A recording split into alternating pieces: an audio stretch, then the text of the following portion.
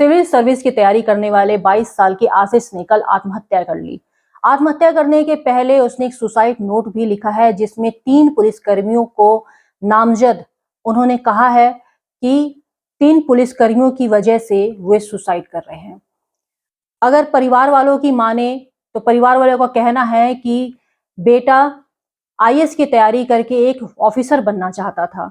काफी दिनों से वो तैयारी कर रहा था, लेकिन एक फर्जी मुकदमे में पुलिस वाले के द्वारा उसका नाम दर्ज कर दिया गया। आशीष चाहता था कि उस केस से उसका नाम हट जाए। आशीष कहता था कि जो भी उसके ऊपर मुकदमा दर्ज किया गया है वो फर्जी है। अगर विश्वास ना हो तो घर के सामने जो सीसीटीवी फुटेज लगे हुए हैं उसको चेक कर लिया जाए। लाख मिन्नतों के बाद भी पुलिस कार्रवाई नहीं कर रही थी, यानी सही तरीके से विवेचना नहीं कर रही थी, ऐसा आशीष की मां ने आरोप लगाया है एप्लीकेशन के माध्यम से। बलहार 22 साल के आशीष ने मरने के पहले जो एक सुसाइड नोट लिखा है, मैं वो आप लोगों के सामने पढ़ के बताऊंगी।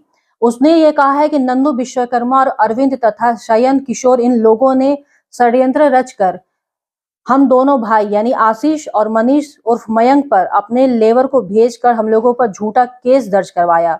इसमें रहीमाबाद थाने की पुलिस, राजमणि पाल व मोहित शर्मा तथा लल्लन पाल साहेब लोगों ने मिलकर फर्जी एफआईआर दर्ज की है तथा मौके पर इसने ये बताया भी है कि उसने कहा भी पुलिस वाले से कि सामने सीसीटीवी कैमरे लगे हैं, उनको चेक कर लो।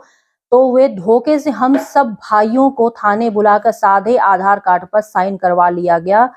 मैं खुदकुशी करने जा रहा हूँ। रहीमाबाद थाना पूरा भ्रष्ट है। ये उसका एक आखिरी एक सुसाइड नोट है जो पुलिस ने अपने कब्जे में किया है और इसके ऊपर भी वो अपनी छानबीन कर रहे हैं।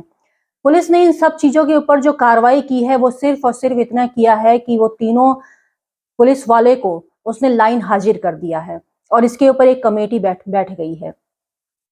लड़के की मां ने आरोप लगाया है कि कई दिनों से ये बताया जा रहा था लगातार पुलिस वाले को कि ये सारी जो एफआईआर है वो फर्जी है, क्योंकि बेटा जो है आशीष जो है वो सिविल सर्विस की तैयारी कर रहा था और जब उसके ऊपर एफआईआर में उसका जब नाम आता है 2018 में, तब से वो जब बहुत ज्यादा वो परेशान रहने लगता है। वो कहता है, घर में अक्सर ही जिक्र करता है कि मैं अब आगे पढ़ नहीं पाऊंगा, मैं अपने सपनों को पूरा नहीं कर पाऊंगा, क्योंकि मेरे ऊपर एफआईआर दर्ज हो चुका है और जब तक पुलिस मेरा नाम नहीं हटाएगी तब तक मैं सिविल सर्विस की तैयारी नहीं कर पाऊंगा। मां ने कहा है कि पुलिस लगातार 50,000 रुपए लेने का आरोप लगा रही थी कि 50,000 रुपए दो और मैं तुम्हारा नाम उस एफआईआर से हटा दूंगा। आज तीनों पुलिस वाले को लाइन हाजिर कर दिया गया है और एक कमेटी भी गठित कर दी गई है। पुलिस वाले करप्ट थे या नहीं थे, सुसाइड नोट सही था या नहीं था, ये सब एक जांच का विषय है। लेकिन जो अब हो चुका है, यानी आशीष की मौत हो चुकी है, वो आत्महत्या कर चुका है, घर का एक चिराग खत्म हो चुका है, तो क्या जो पुलिस प्रशासन पर हमेशा ही एक करप्शन का जो आरोप लगता रहता है, कि हमेशा से ही एक आरोप लगता है कि पुलिस वाले जो हैं आम जनता के ऊपर, आम लोगों के ऊपर इस तरीके से फर्जी एफआईआर दर्ज करती है और जब एक दुखती रक्त उनके हाथ में लगती है तो पुलिस वाले ऐसे ही किसी से 50,000, किसी से 1 लाख, 2 लाख, 5 लाख की डिमांड करते हैं और केस रफा दफा हो जाता है। एक नया मामला ये सामने आया है जिसमें आशीष ने आत्महत्या की है और उसने 3 पुलिस वालों को नामजद किया है कि उनकी वजह से उसने आत्महत्या की है।